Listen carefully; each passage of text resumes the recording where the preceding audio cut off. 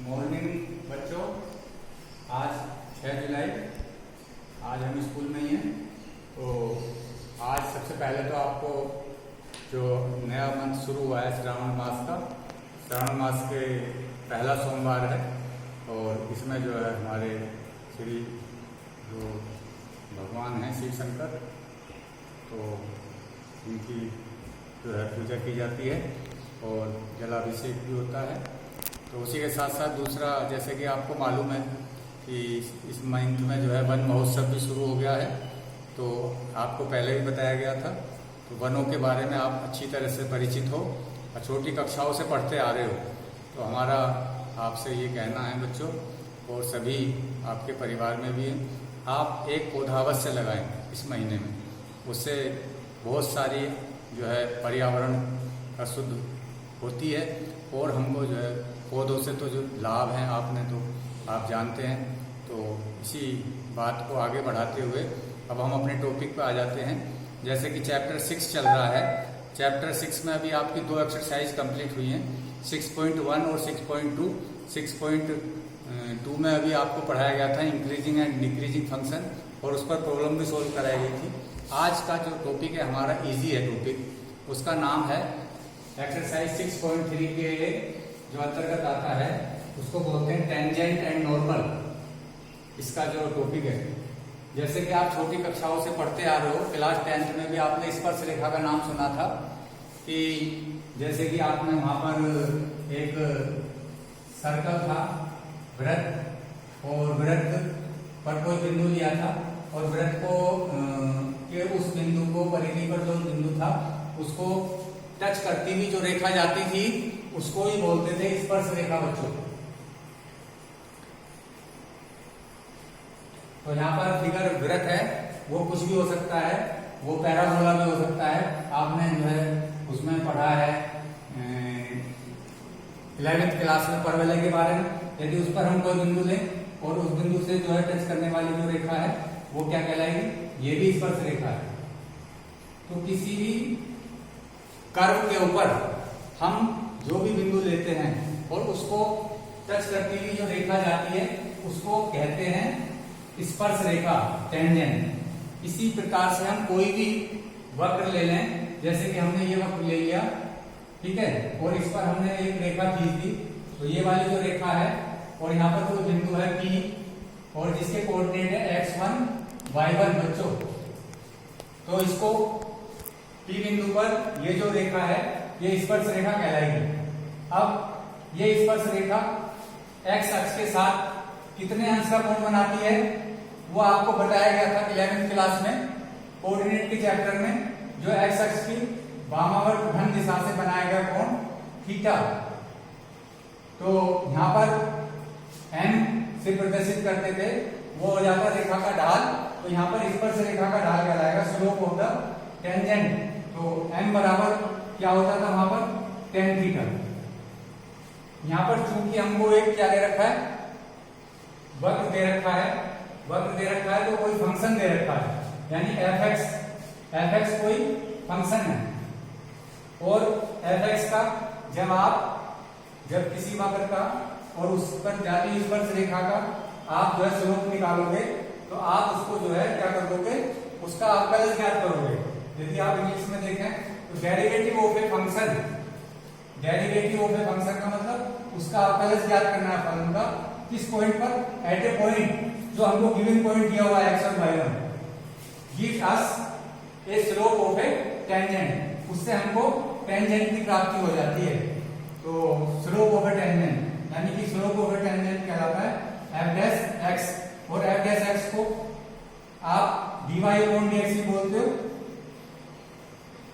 तो यहाँ पर आपको जो स्लोप है वो dy अपॉन dx है, और जो 11th क्लास में था आपने इस तरह से निकाला था स्लोप, ये बिल्कुल ऐसे सेम है। अब यदि आपको टेंजेंट आपने निकाल लिया dy अपॉन dx, अभी आपको स्लोप ऑफ द नॉर्मल निकालना है। This is the slope of A tangent and the slope of a normal.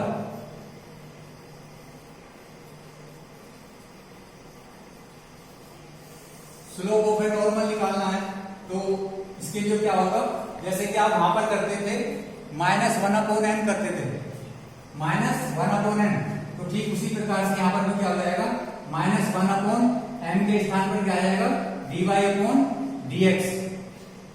तो this is the tangent of a normal. ये आपको बहुत ही इंपॉर्टेंट है, इसको आप नोट कर लीजिए। अब हम आपको बताते हैं equation of A tangent and the equation of a normal.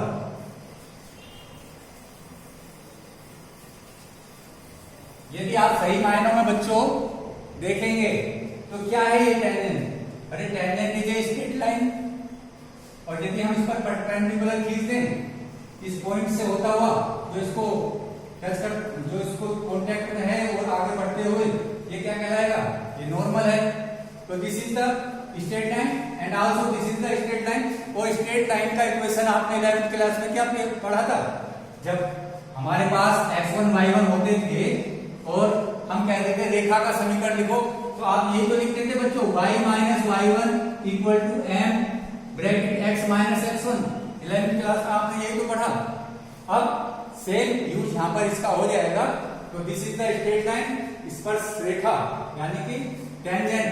तो स्पर्श रेखा का समीकरण बच्चों हो जाएगा, इसी फॉर्मूले को आधार मानते हुए आप बस इसमें क्या चेंज कर दोगे, m के स्थान पर dy/dx ले आओगे। तो स्पर्श रेखा का समीकरण हो जाएगा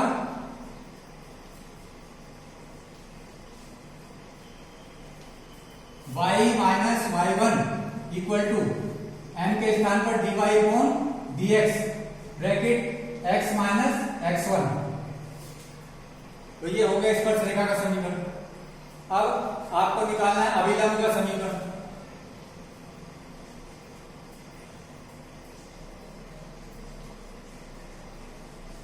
अभिलंब का समीकरण निकालने के लिए भी आप क्या करोगे, इसी फॉर्मूले का यूज करोगे, बस इसमें इतना डिफरेंस हो जाएगा, जो यहाँ पर dy/dx है यानी कि जो m है वो क्या हो जाएगा, -1/m यानी कि माइनस का 1/dy/dx, that is y minus y1 equal to -1/dy/dx bracket x minus x1।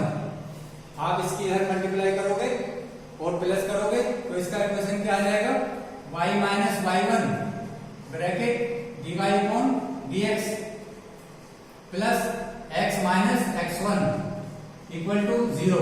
This is the normal of a curve. Clear. अभी हम इस पर ये जो बेस्ड है वो क्वेश्चन करा रहे हैं। आप अपनी बुक देखिए, बुक का सबसे फर्स्ट क्वेश्चन है, find the slope of A tangent of a curve.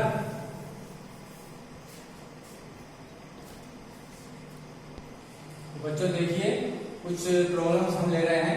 पहली प्रॉब्लम ये है, वक्र y इक्वल टू 3x की पावर 4 माइनस 4x के बिंदु x इक्वल टू 4 पर स्पर्श रेखा का ढाल ज्ञात करो, यानी स्पर्श रेखा की प्रवणता। जैसे कि अभी आपको बताया गया था, ये हमको वक्र दे रखा है y इक्वल टू 3x की पावर 4 माइनस 4x। इसका हमने जो है अवकलन कर लिया x के सापेक्ष, differentiate with respect to x। तो dy/dx आ गया 4 के 12x माइनस 4x का 1 हो गया। तो dy/dx x इक्वल टू 4 रख दीजिए यहाँ पर।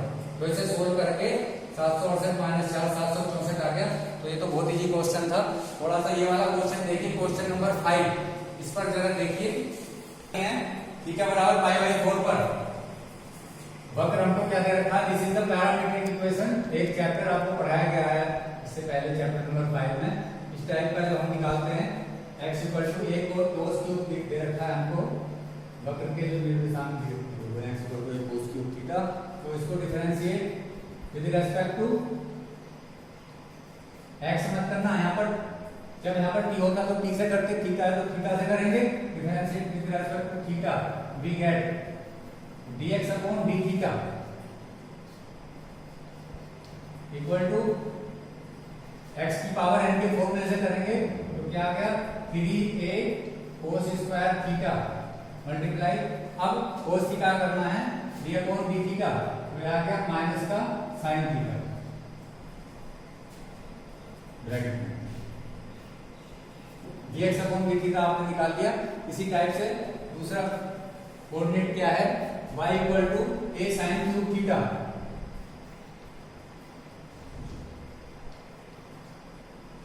इसको भी differentiate with respect to theta, we get dy upon d theta equal to 3a sin square theta into sin theta का क्या होता है बच्चों, cos थीटा। तो ये दोनों आ गए और अब हमको निकालना dy upon dx।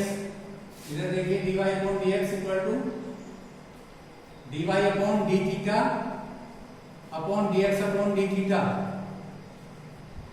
dy upon d theta की वैल्यू रख दीजिए 3a sin square theta into cos theta upon 3a cos square theta multiplied minus sin theta. तो यहाँ पर माइनस का चिन्ह है, यहाँ लगा दीजिए। अब जो कट रहा है उसको काट दीजिए, sin स्क्वायर से ये sin कट गया, cos से ये cos कट गया, तो हमारे पास बचा माइनस का tan थीटा। तो dy अपॉन dx आया माइनस का tan theta. dy upon dx हमको थीटा की वैल्यू क्या दे रखी है, पाई बाई 4। तो dy upon dx at theta equal to pi upon 4 that is equal to minus tan pi by 4। और tan पाई बाई 4 का मतलब tan 45 डिग्री का मान आप जानते हैं 1 होता है। तो बच्चों ये -1 आ गया, परंतु ये स्पर्श रेखा की ढाल है, हमको किसकी निकालनी है, अभिलंब की, नॉर्मल की निकालनी है। तो अभिलंब की प्रवणता के लिए हमने बताया था अभी फॉर्मूला आपको, तो अभिलंब की प्रवणता होगी -1 upon n -1 upon dy upon dx -1 upon या -1 है, तो ये माइनस माइनस क्या हो गए +1। तो यह अभिलंब की प्रवणता है +1, दैट इज द आंसर। आपको कल जो है इक्वेशंस निकलवाई जाएंगी। थैंक्स।